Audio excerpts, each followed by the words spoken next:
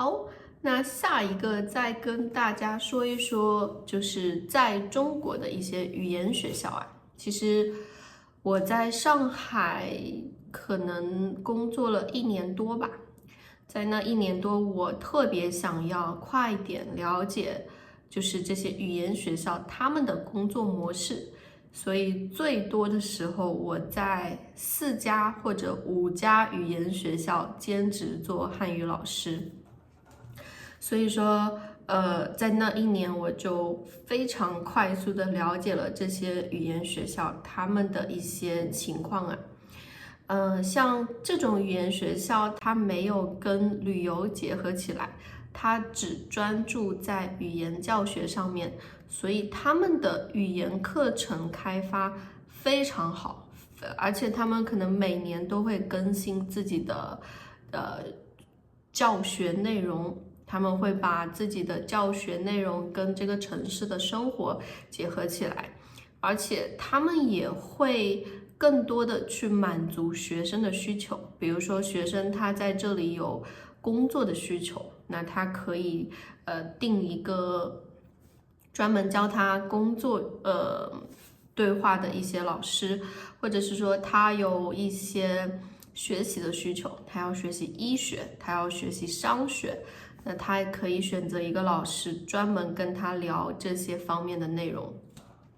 所以说像这种语言学校，他们的精力完全是放在怎么样提高学生的语言能力上面，他们的文化活动没有那么多，很少。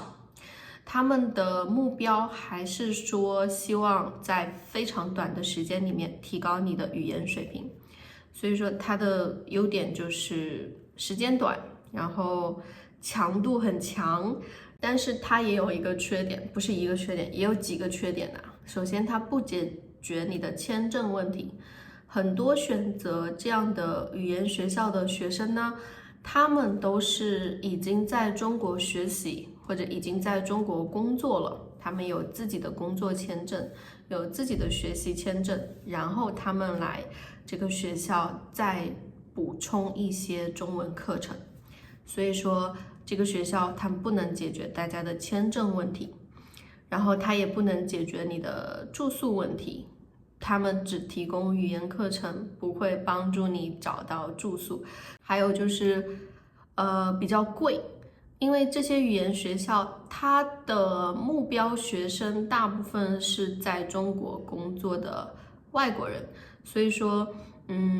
这些语言学校呢，大部分都在大城市，特别是北京、上海、广州、深圳、成都这样外国人比较多的大城市，所以说他的生活很贵，然后这些学校的学费也很贵啊。所以说大家在选择这些学校的时候，你可以考虑一下你的经济情况。好，这是一些比较专业的语言学校。那下一个呢，要跟大家说一说网上的语言老师，这也是我接触比较多的一些学生他们的选择。因为在最近几年有很多的语言学习的平台都出来了，所以说有很多学生他们选择在网上自己找老师，然后这些平台可以给学生很多机会去跟不同的老师交流聊天。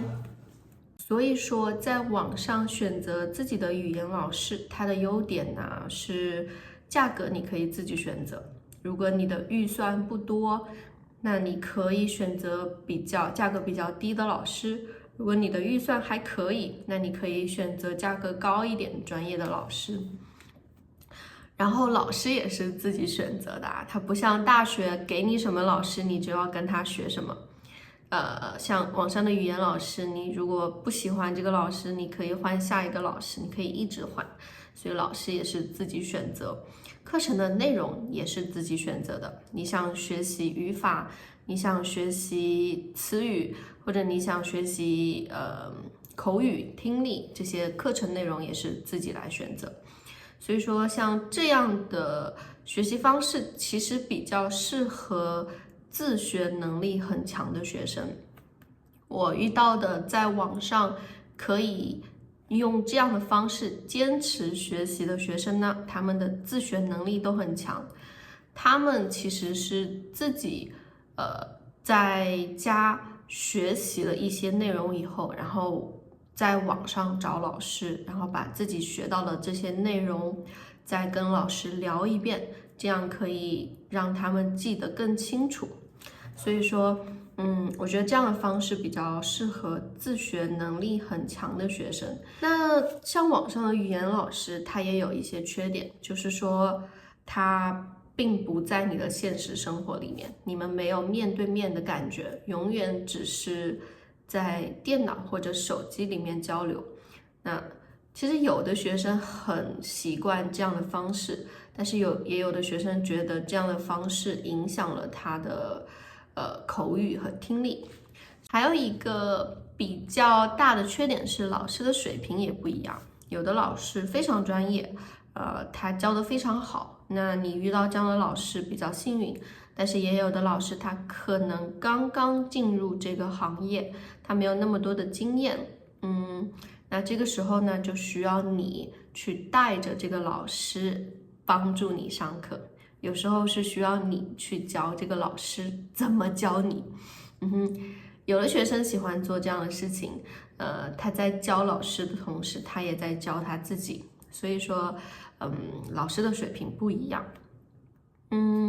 而且在网上的语言老师也是只学习语言，没有很多文化的体验。可能大家可以一起聊一个音乐或者看一个电影，但是大部分情况还是只关心语言的学习，没有那么多文化体验的感觉。而且大部分老师他的主观性比较强。主观性是什么意思呢？就是说我们在讨论一个问题的时候，我告诉你的回答大部分是从我自己的想法出来的，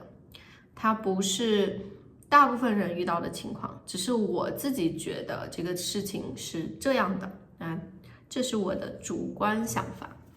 所以说我有时候也会犯这样的错误，就是我给学生的回答比较主观，没有那么客观，所以说也会影响学生他的一些文化体验。其实老师也没有办法每个问题都那么客观的回答，因为我们都不是人工智能，所以说选择个人的语言老师，那你可能对于一些文化情况的了解，不仅要听这个老师的，你也要看看别人怎么看，因为我们的回答都比较主观，不是很客观，所以大家要小心，不要100%的相信老师。我也总是这样告诉自己，我不能只告诉学生我的主观情况，我也要告诉我的学生大部分人是这样想的，但是我是这样想的。所以这是网上的语言老师的一些情况啊。那最后一个呢，是想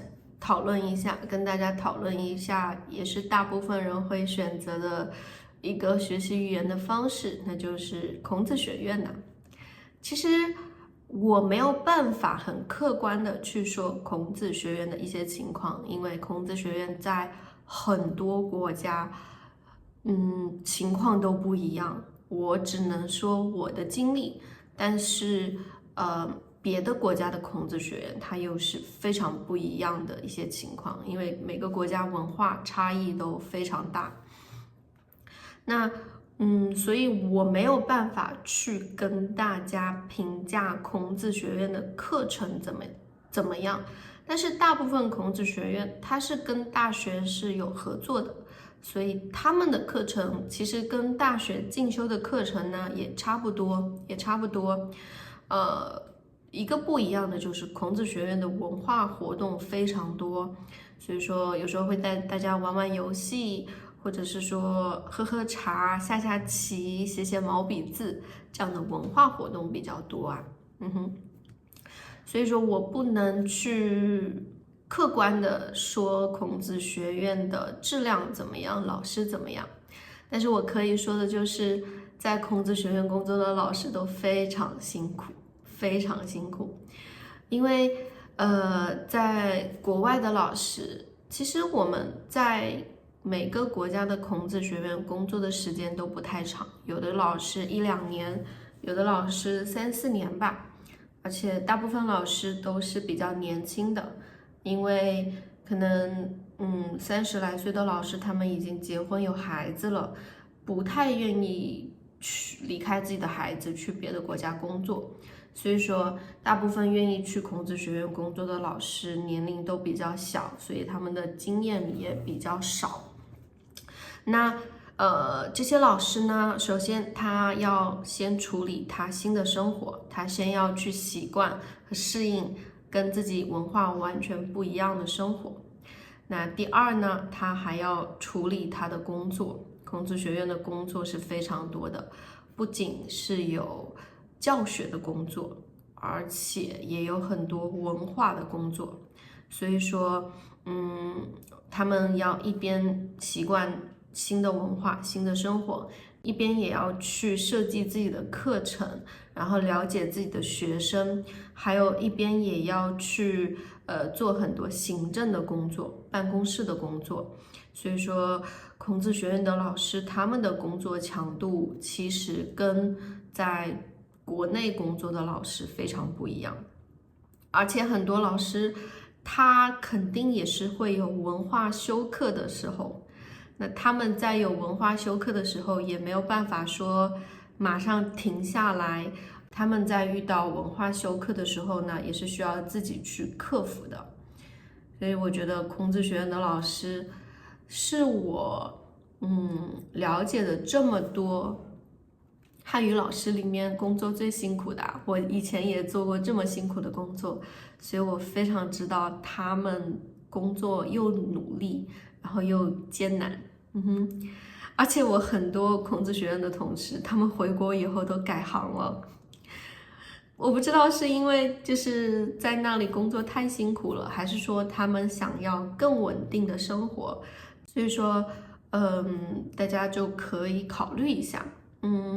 你的老师，他的工作强度很大，很辛苦，然后他这么辛苦的工作节奏会不会影响你的学习效率？如果你非常关心你的语言学习的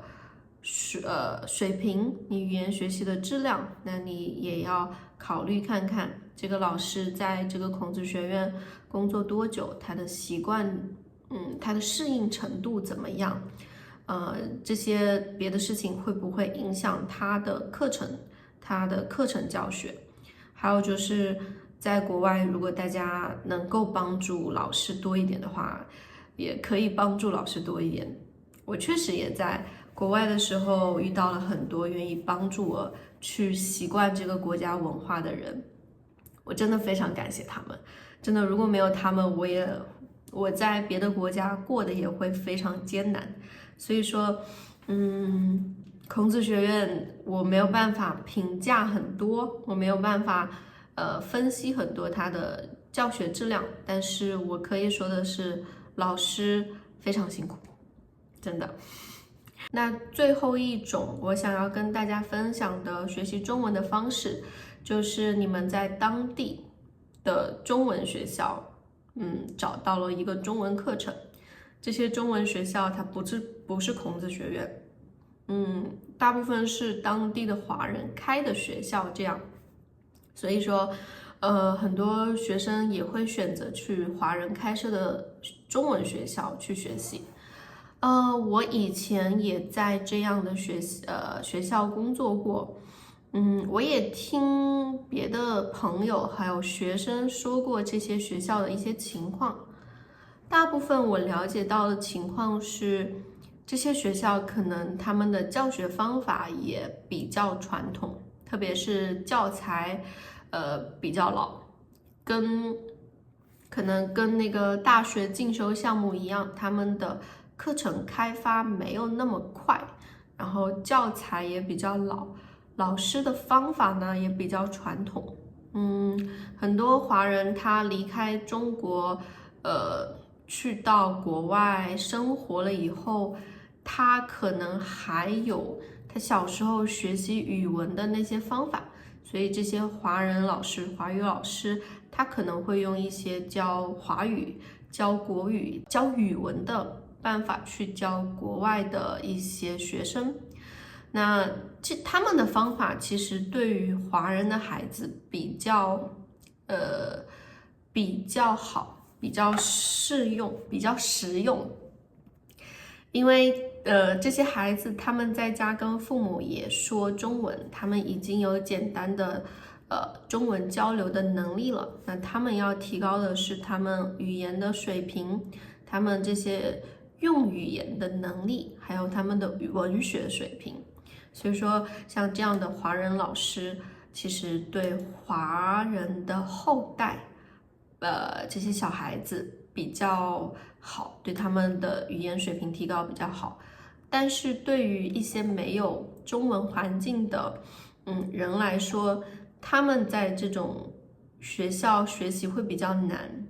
因为还是我说的那个道理，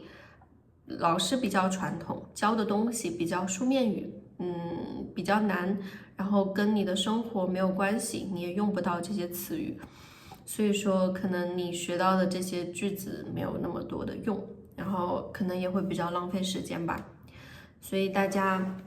在选择你学习的方式的时候呢，不要只看这个学校的名气，你一定要自己去分析一下这个学校的教材怎么样，课程设计怎么样，老师的方式怎么样，老师的背景怎么样。